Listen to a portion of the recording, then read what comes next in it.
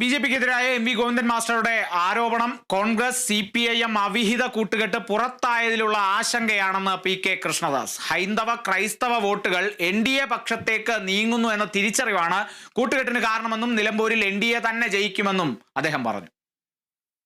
നിലമ്പൂർ ഉപതെരഞ്ഞെടുപ്പ് വോട്ടിങ്ങിന് ഏതാനും മണിക്കൂറുകൾ ബാക്കി നിൽക്കെ കോൺഗ്രസ് മാർക്സിസ്റ്റ് നേതാക്കന്മാര് NDAക്കെതിരായിട്ട് BJPക്കെതിരായിട്ട് അടിസ്ഥാനരഹിതമായ ആരോപണങ്ങളുമായി രംഗത്തെത്തിയിരിക്കുകയാണ്.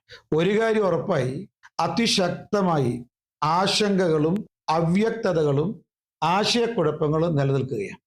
അതിൻ്റെ ഭാഗമായിട്ടാണ് NDAക്കെതിരായിട്ട് BJPക്കെതിരായിട്ട് ഇത്തരം അടിസ്ഥാനരഹിതമായ ആരോപണങ്ങൾ ഇരു പാർട്ടി നേതാക്കന്മാരും ഉന്നയിക്കുന്നത്.